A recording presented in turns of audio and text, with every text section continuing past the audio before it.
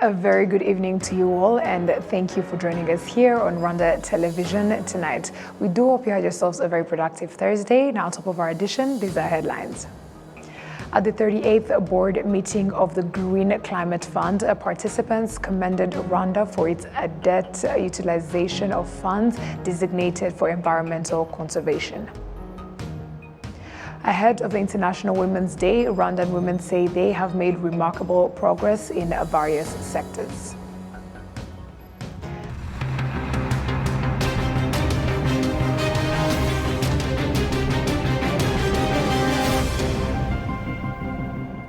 We're very glad to have your company tonight, coming to you straight from the heart of Africa, Kigali, and I bring to you the news is Martina Abera. As we begin this edition, let us inform you that on Thursday at Urugwiro Village, President Paul Kagame met with His Excellency Noura bint Mohammed Al-Kabi, Minister of State at the Ministry of Foreign Affairs of the United Arab Emirates, for discussions on further strengthening collaboration in areas of mutual interest. On Thursday, Rwanda's First Lady, Her Excellency Jeannette Kagame, welcomed a delegation from Avega Agahozo, led by its President, Mrs. Immaculée Kayitesi. During their meeting, they engaged in a fruitful discussion about their inspiring journey and the progress of their projects.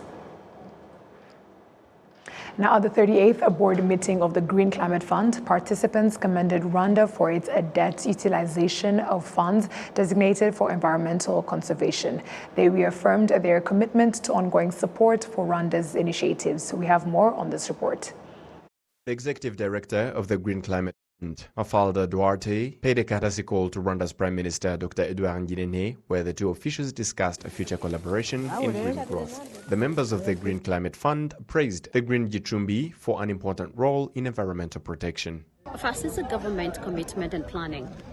It's the foresight. It's an integrated project that combines all aspects of environment, but also putting people in the center of it. So it's addressing not just the environmental aspect, but as well as economic, but also making sure that it's also sustainable over the long term. I think that's a really commendable aspect of what we've seen in terms of the project. Yeah, it's wonderful. The people seem happy, and they seem to be very well settled here. And I think they really enjoy the housing and the vegetables and the services that are provided to them. I think they are really happy. The meeting with Prime Minister Dr. Edouard Ngirente was an opportunity to assess furthering existing areas of cooperation. Despite thanking her, we presented different projects to the Green Climate Fund, including afforestation and the use of renewable cooking energy methods. She promised cooperation in those projects. The executive director of the Green Climate Fund noted that although Rwanda is not part of the GCF board, the country remains a crucial partner. Rwanda is an excellent partner for us. I have to share with you that we work with national governments and national entities. Those are some of the types of partners we work with. And actually, our first national accredited entity was the ministry here in Rwanda. And they have its example with other countries, not just in the region, but globally. The 6-year Green Gicumbi project has seen an impact in the activities of watershed protection and climate-resilient agriculture, sustainable forest management and sustainable energy, climate-resilient settlements and knowledge transfer and mainstreaming. For instance, 850 hectares of progressive terraces and 600 hectares of radical terraces, 3 automated weather stations have been established, and 1,107 hectares of degraded forests rehabilitated, while 23,000 green jobs created, 52% of which are women and 48% men. Ahead of the International Women's Day, Rwandan women say they have made remarkable progress in various sectors. They say this is thanks to inclusive and accountable leadership. We have more on this. Wajiringa Belansil is an elderly woman living in Bugesera district. Due to a bitter and discriminatory past, she did not get an opportunity to go to school. I did not go to school simply because it did not exist. It seemed like a taboo for a girl to be taken to school. We were always left home to do the housework. Girls were highly discriminated. Now, they were given the chance. We have women ministers, deputies, doctors, and leaders in other authorities. That is the highlight for the past 30 years. 25-year-old Auster Yorudanier studied mechanical engineering at the Karongi Vocational and Technical College. She is now a reticle mechanic. Women are valued. It can be assessed in different angles. In the past 30 years, women couldn't do such jobs. There were certain jobs meant for men, yet even women are able to perform them well. In the past 30 years, Rwandan women made commendable progress. Between 2020 and 2022, loans given to women increased by 43% compared to 16.5% for men. You can acquire a bank loan, do your business well, and repay the loan. It is not my first time to acquire a loan. In the education sector, in 2019, 32.1% of girls studied STEM courses, and it has since increased to 44.8% in 2023. Likely, the role of women in governance is evident. Statistics indicate female majority in the parliament, with 61.3% in the Chamber of Deputies, 42% in the cabinet, and 30% in other local governance roles. Thank you, Sam Kalisa, for that report. Now, on Thursday, Rwanda's Minister of Foreign Affairs and International Cooperation, Dr. Vincent Biruta, and His Excellency Noura bint Mohammed Al-Kabi, the Minister of State at the Ministry of Foreign Affairs of the United Arab Emirates, co-chaired the first session of the Joint Committee for Cooperation between Rwanda and the United Arab Emirates. They explored new avenues for cooperation and signed a memorandum of understanding in the field of education. Minister Biruta commended the agreements in line with the continued cooperation between the two countries. Today, we are set to expand our horizons even further with the signing of the Memorandum of Understanding in the field of education. Through this partnership, we aim to bolster educational exchanges, research collaborations, and capacity building, laying down the foundations for a future where our youth can thrive in a globalized world. Excellency, I would like to take this opportunity to congratulate the United Arab Emirates for the organization of the World Government Summit in February 2024, which was attended by our President.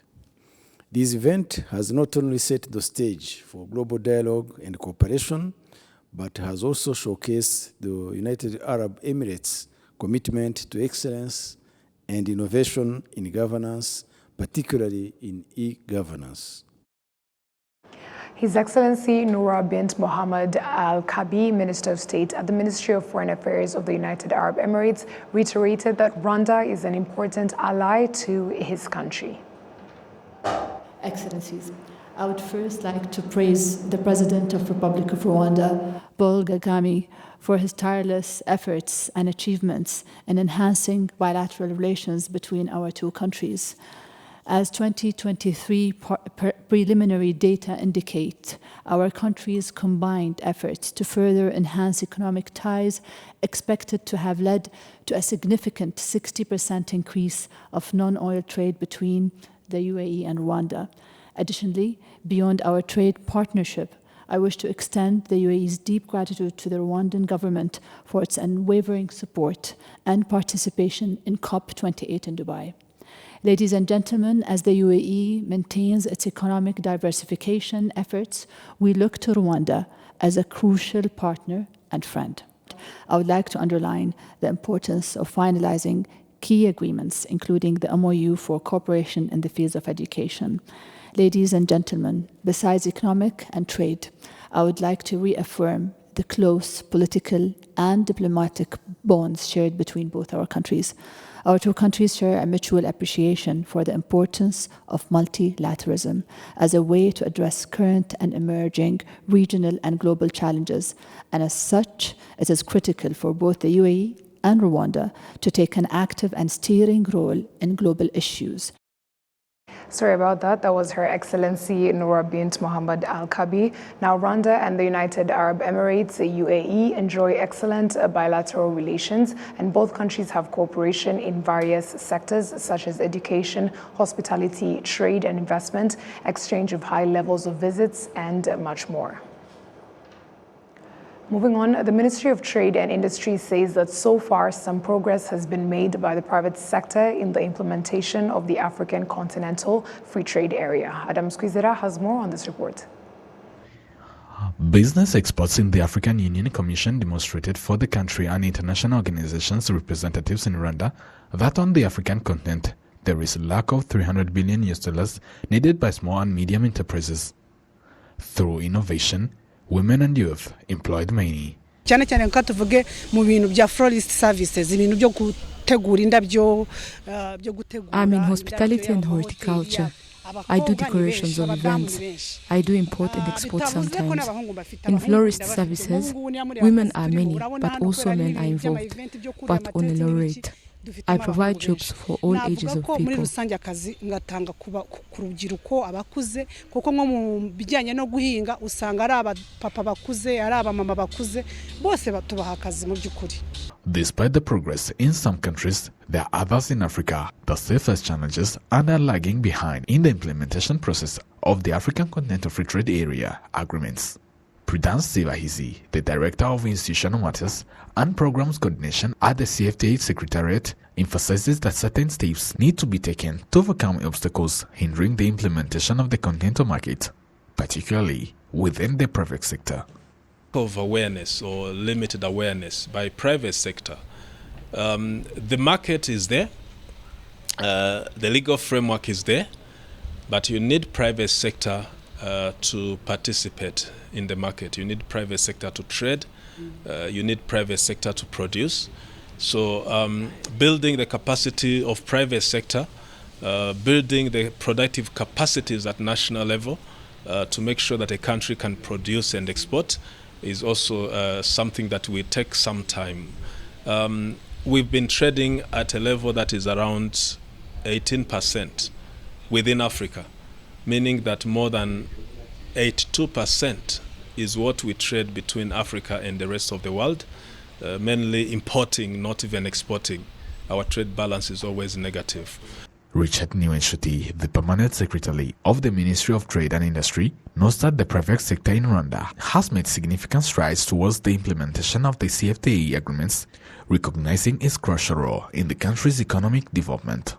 At our initial stage of its implementation, we elaborated the national strategy for CFTA implementation, which was intended to really clarify our shared opportunities as a country with the private sector. The second stage was to also look at awareness, understanding, really bringing on board everyone that should be knowing what CFTA is all about, whether it is people within the quality sector, people within the private sector, us in government on the policy level, and that's why we have been really focusing on countrywide awareness campaigns. But we've also looked at the education sector because we need to build the foundation of understanding this integrated market approach that the CFTA brings for us. So at the level of implementation, we think a couple of clarifications on the market have been done. Our private sector has been brought on board. Some of them participated in different trade exhibitions, whether at bilateral level, regional level, and intracontinental level. About 54 countries on the African continent have ratified the agreement on the implementation of the African Continental Free Trade Area, CFTA, which marks a significant step forward, fostering intra-Africa trade and economic integration. Adam Squizera, RTV News. On Thursday, Davis and Shirtleaf Group that provides water and energy services launched its fourth branch in Kigali. This aimed to make it easier for their clients to access the facilities in a more convenient manner. Crystal Owase has this report. CEO Edward Davis asserts that they enjoyed working in Rwanda as one of the most visionary countries with fast developing technology sector. Rwanda is a very forward-thinking country which values the environment, values innovation. Of course, our solutions are water and energy based, and there is a great need in Rwanda and other countries for these solutions. And so we believe we have something to offer. The executive director of Davis and Shortleaf Limited in Rwanda said that a system has also been set up to access the equipment affordably. And the idea about opening this branch is to ensure that we bring our services and products close to our customers, the accessibility to our customer, and also to understand, for them to be able to understand the customer needs in the area we operate in. There have been a change in quality in terms of the customer is more keen on energy saving. The customer is keen on affordability, and those are the key qualities that Davis and Shortleaf bring to the table. Serge Wilson Muhizi, the CEO of Energy Private Developers in Rwanda, commends the Davis and Shortleaf for its role in accelerating the electricity access in various parts of the country. Tukaba twishimiye cyane yuko twalaunchinze. We are happy with launched a new branch for Davis and Shortleaf.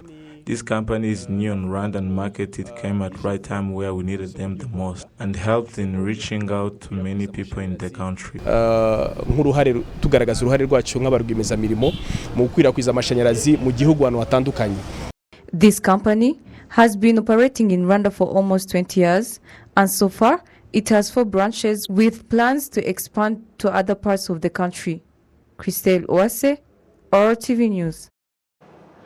As prices of fruits continue to be on the rise in all parts of the country, in a bid to address this issue, the Rwanda Forestry Authority has started collaborating with various stakeholders to encourage citizens to plant fruit trees. 1 Acre Fund, which champions the programs, has reiterated that the move is aimed at addressing malnutrition problems which can be addressed with the availability of fruits for citizens. The Rwanda Forestry Authority reiterated the continued plan to increase the land area on which trees are planted, with a major focus on increasing fruit trees, which, in addition to contributing to climate efforts, will promote proper nutrition and at the same time address the issue of fast rising prices of fruits on the marketplace. 1 Acre Fund is an international agricultural development organization incorporated in Rwanda as a foreign branch of 1 Acre Fund US non-profit. In Rwanda, the organization operates under 2 community benefit companies, namely 1 Acre Fund, focused on partnership activities to improve food systems, and Tubura, which is a subsidiary of 1 Acre Fund that is focused on direct services to support their prosperity.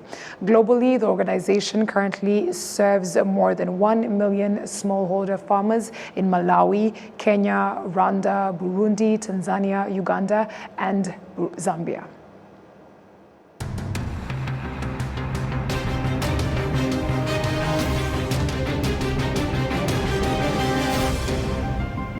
And that marks the end of our news tonight. And on behalf of the news production team as well as the sound system, we would like to thank you for sticking with us on RTV News. My name is Martina Abera. Stay safe and have a great night.